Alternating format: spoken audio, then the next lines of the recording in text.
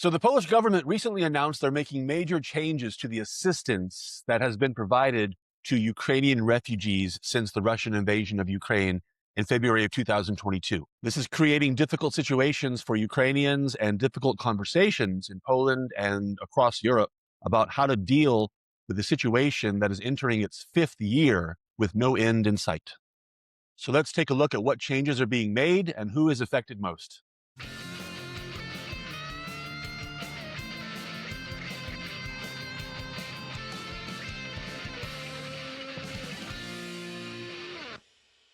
Welcome back to Polska Po Angielsku, the internet's #1 source of information about Poland, probably. So before we get into the details of what's happening now, let's have a quick review of what the Polish government did almost immediately after the Russian invasion of Ukraine. In March of 2022, special laws and regulations granted millions of Ukrainians fleeing the conflict instant legal residency, full access to the Polish labor market, free healthcare, public education, and social benefits.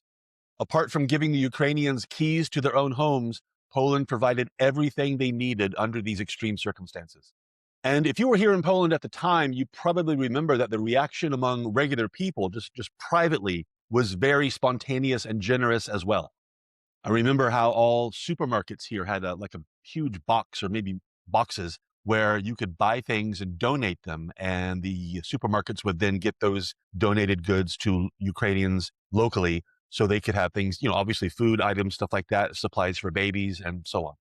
And I can remember seeing these boxes full because so many people were buying things, trying to help in any way that they could.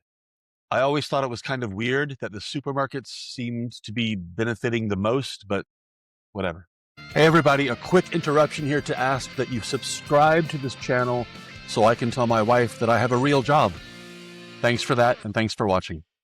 But today, 4 years later, support from both the government and the public has changed. Let's start with the government. The current European Union Temporary Protection Directive for Ukrainians expires in March of 2027, a year from now.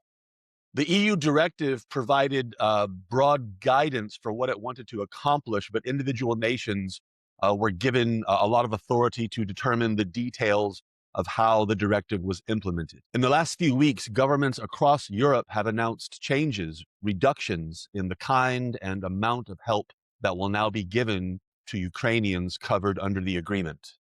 In Poland, and I suppose in most countries, one of the most dramatic consequences of these changes is the sudden loss of access to healthcare.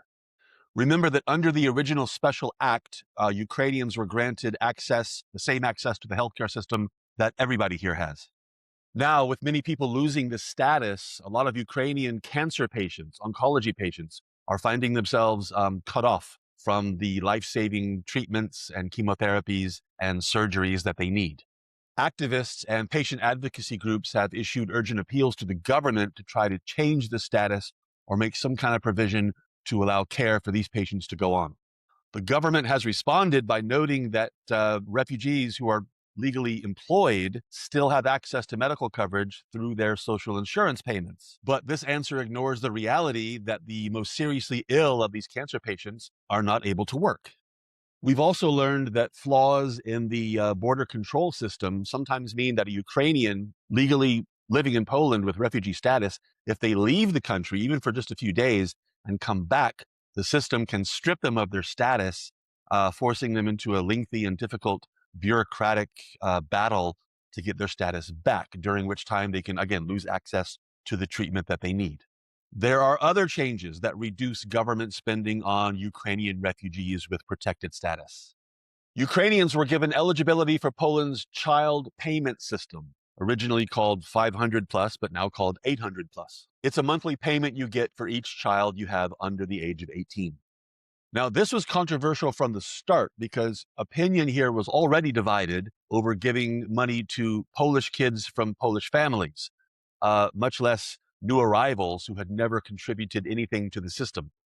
Now, Ukrainians will still have access to the program, but enrollment is now conditional on putting your kid in a Polish school.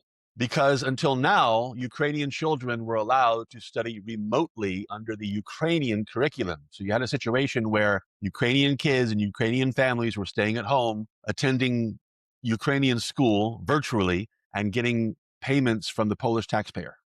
Housing subsidies are also being eliminated. The government has abolished the 40 plus program, which paid Polish hosts 40 zlotys per day to house and feed refugees. Now, this is forcing thousands of people to find a commercial rental on an already inflated housing market. None of the changes so far announced have any impact on the Ukrainians' right to reside in Poland legally and have access to the Polish labor market. Now, these changes in public policy kind of mirror changes in public opinion on the subject of Ukrainians in Poland. 4 years after the war started, the mood in Poland has changed, I think reflecting a growing compassion fatigue and economic concerns. According to a public opinion survey published in January of this, just 2 months ago, only 48% of Poles currently support taking in refugees from Ukraine, 46% directly opposed. And that 48% figure is only for letting them into the country. Once you introduce questions about access to medical care and putting their kids in Polish schools and various other social payments, the number goes lower and lower. Compare this to early 2022, just after the invasion, when about 94% of Poles supported accepting Ukrainians into the country. Other recent surveys indicate that about half of the public here, the Polish public, thinks that the scale of social and financial benefits given to Ukrainians is too large. So Poland is in the same situation as several other European countries, trying to navigate shifting domestic attitudes and encourage refugee integration. Still, it's clear that these changes are going to affect the most vulnerable people, cancer patients, people with severe disabilities who cannot work. What do we do with them? The whole matter brings up some difficult, some tough questions, right? How long is Poland or any country supposed to pay for the needs of thousands, tens of thousands, hundreds of thousands of Ukrainians? How much support should you expect from a Polish public that increasingly wonders why hundreds of thousands of military-age Ukrainian men in Poland get subsidies instead of fighting for their country? How do you explain to Polish people, for example, who have severely disabled children and they're told that there's no money for more support, but thousands and thousands of young Ukrainian men get 800 zlotys a month for their children while they are successfully employed in Poland and building a prosperous life? These are difficult questions, and the situation in Poland is not unique. Reducing benefits, tightening regulations, and a shift in public opinion is something that we see, again, across Europe now. Governments are transitioning away from the unconditional emergency aid established in 2022 towards a very different kind of relationship with Ukrainian refugees. Look at Germany, the country with the most Ukrainian refugees, just over 1 million. They have introduced similar cuts to those being made in Poland, reducing unemployment benefits and access to medical care. The Czech Republic has more Ukrainian refugees per capita than Poland does, and they are introducing similar restrictions on getting a residency card and, again, access to public funds. You can see similar changes in Ireland and the Netherlands and elsewhere. The money isn't there. Public services are overwhelmed. The housing markets are distorted, and public opinion demonstrates clearly that there are limits to public goodwill and charity. So the entire continent is sending the same message. The days of unconditional aid are finished, and your long-term residency is now conditional on self-sufficiency. But again, just to go back to the other side, these other countries have the same situation that we see in Poland. They also have Ukrainians who are dependent on life-saving medical care for various medical conditions, people with disabilities, people in desperate situations, people who simply cannot go home and they have no alternative. They have nowhere to go. It's a tough situation. I mean, again, we can go back and forth. How much money are other countries supposed to spend, right? Where are the limits? Are there limits? How many years are there schools and hospitals and, yes, police and jails and every other public institution?